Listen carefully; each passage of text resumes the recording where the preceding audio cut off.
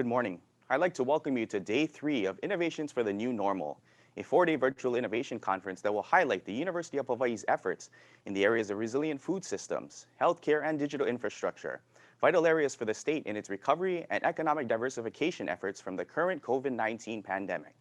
This important and timely conference is sponsored by the UH Office of the Vice President for Research and Innovation.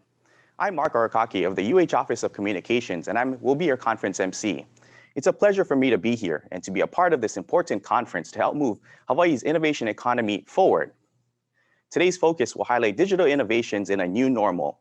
Our Oceanside chat speaker sure knows a thing or two about innovation. He's Steve Blank, well-known Silicon Valley entrepreneur and creator of the Lean Startup Method. Joining him on today's session is Steve Auerbach, Interim Director of the UH Office of Innovation and Commercialization. Gentlemen, good morning. Good morning, welcome. And for those that have been in our audience for the last couple of days, welcome back. Those that are new, you picked a good day to be with us. First off, as Mark indicated, we have the distinct honor and privilege to join us today is Steve Blank.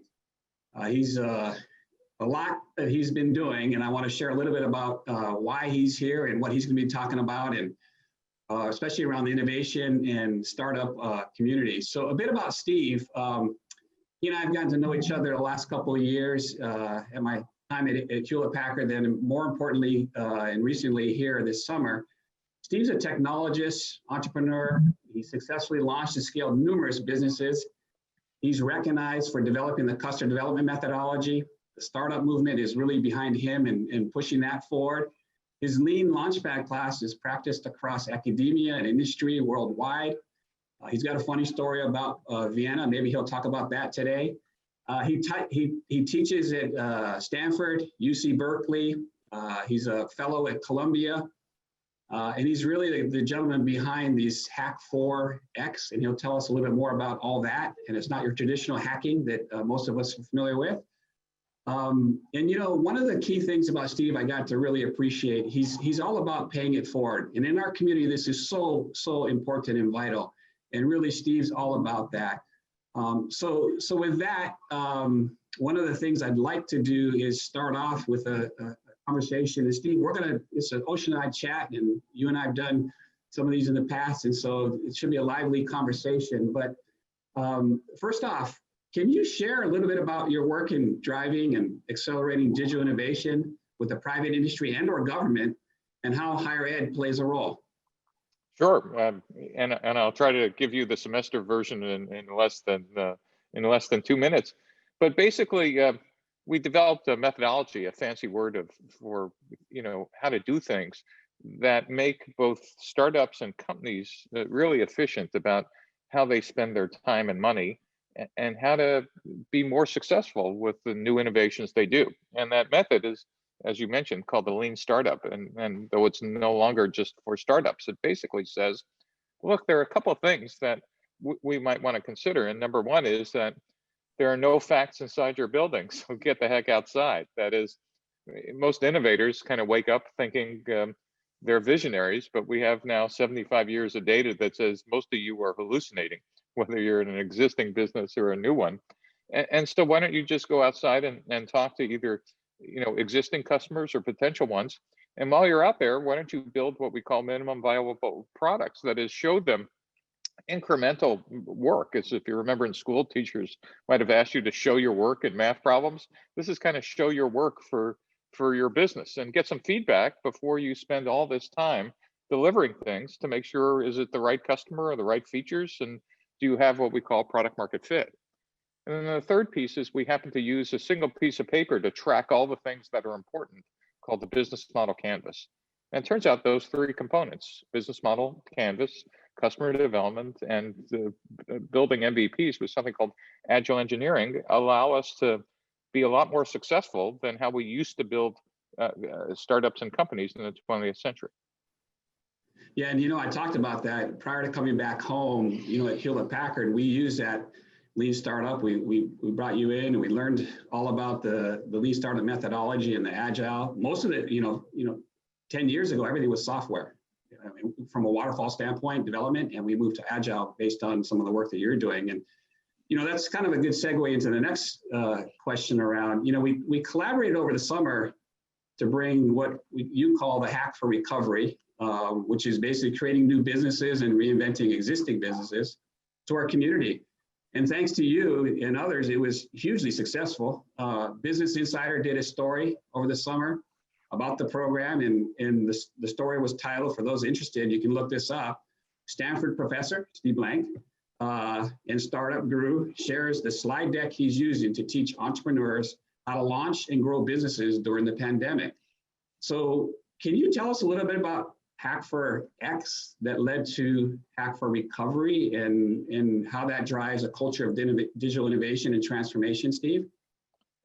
Sure, Steve. I'm happy to do that.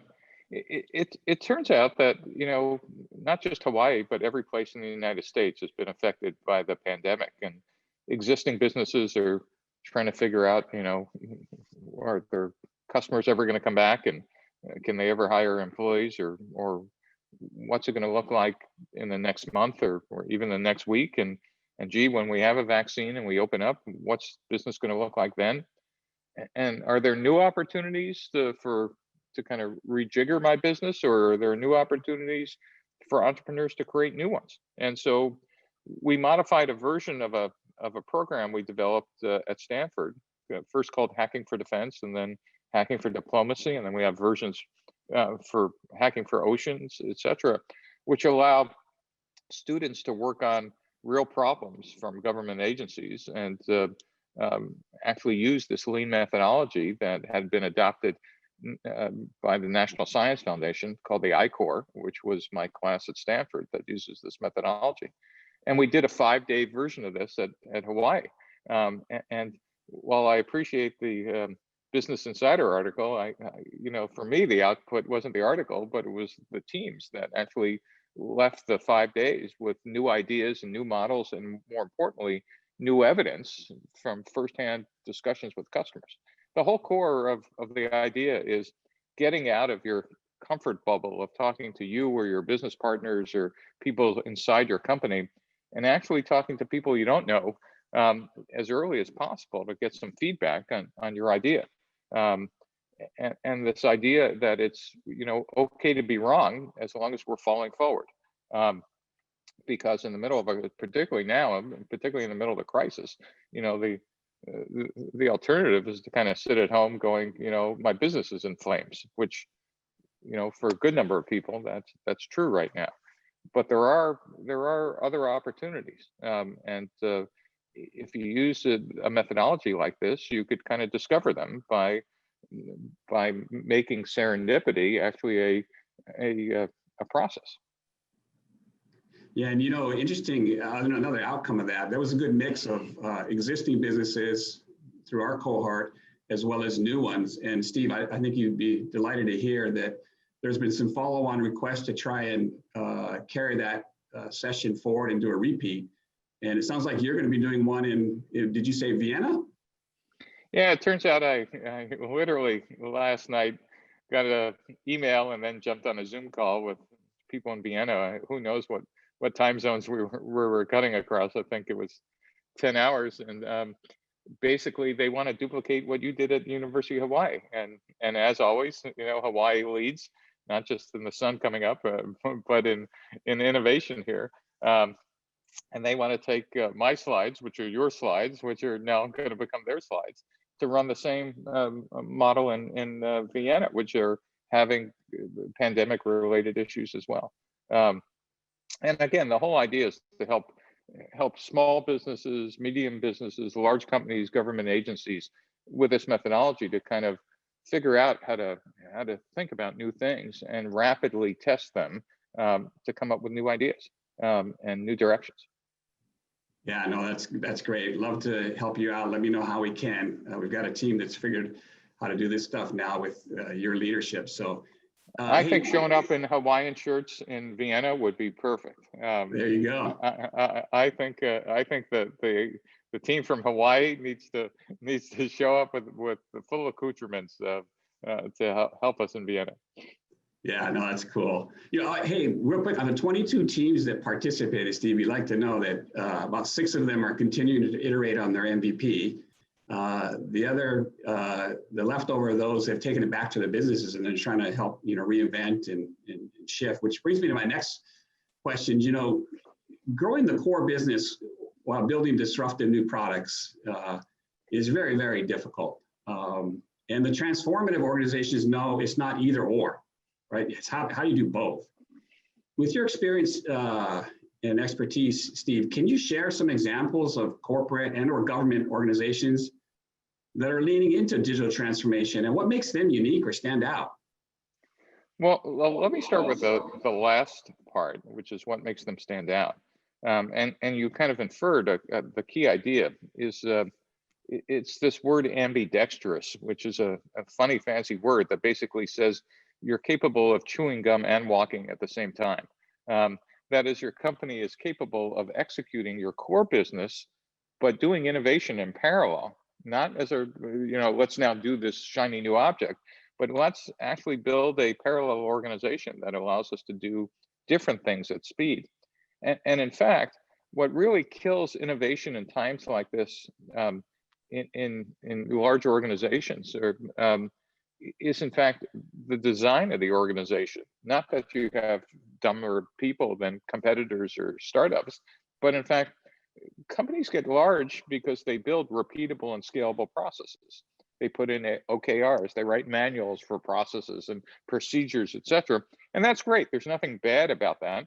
But that kind of paperwork and process is designed for execution of existing customers and competitors and what we know about the world, etc. The minute you are either disrupted or you need to do something innovative, all that process and procedure you built actually strangles innovation in its crib. And the answer isn't like, let's fight. The answer is to recognize you need to do execution and innovation in parallel.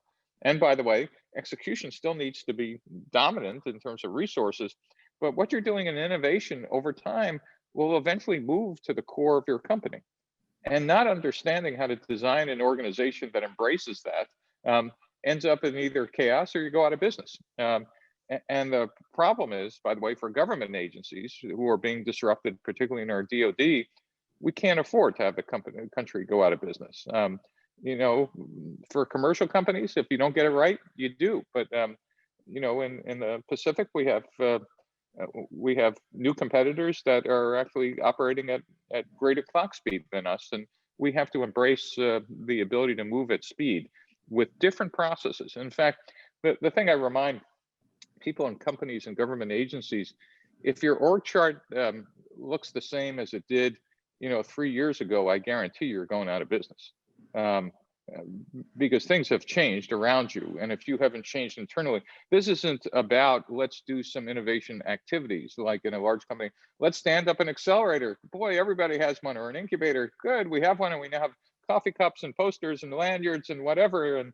And we say all the right words. And then you say, so what happens to the output of those accelerators or incubators? Well, we're still figuring that out. Or gee, every time they come out with something new, a great demo, they run into the existing organization who says, well, we don't have budget or schedule for that, or gee, that will impact our billets if we actually automate that process. And that means you haven't done the hard work, which is actually designing an organization that could run in parallel with different processes. That's a long answer to a short question. So no, but that's spot on. And shoot, I just looked. Somebody came by and said we got 2 minutes left. I wish we had more time. We don't have more time, but I wanna now, since I've been asking all the questions, Steve, I want to tee it back. You got like 2 minutes left. Help me, and it can be around this new course you're talking about. You're teaching at Stanford, Technology, Innovation, and Modern War. It can be the Lauren Tamamoto story around your curry. It could be a different story. Help us close with, what do you think the audience key takeaway based on all your experience in innovation entrepreneurship that you want to leave with us before we have to exit? Well, I think for those who are innovators, you probably know there's about this lean methodology, and that it kind of works. It's a lot better than what we used to do, which is, I said earlier, kind of sit in your room thinking great thoughts and build whatever you had in your head, and only discover later that it wasn't needed or wanted. unfortunately, that's how our military writes requirements and acquisitions still. But I think the big takeaway is you can be master of your own fate. Even in this crisis, there's opportunity. And while a lot of those circumstances are not pointed in your direction, you could kind of bend that arrow to success. And I've seen many examples of people doing that, and particularly in Hawaii as well. So happy to help and happy to stay engaged with everybody in Hawaii. And you have a great panel coming up that I'm going to be working and listening to. No, hey, thank you so much, Steve. It's always a pleasure. Your words of guidance, wisdom, and I wish we had more time. Like I said, the pay it forward story resonates with me daily. So when this thing opens up with COVID and travel is much more widespread and prevalent, let's spend some time together. Like I said earlier, I'd like to get you out to some of the folks that are going to be on the panel and do a tour of some of those locations. But thanks again for everything you're doing, and great stuff. I appreciate it, Steve. Thank you, guys.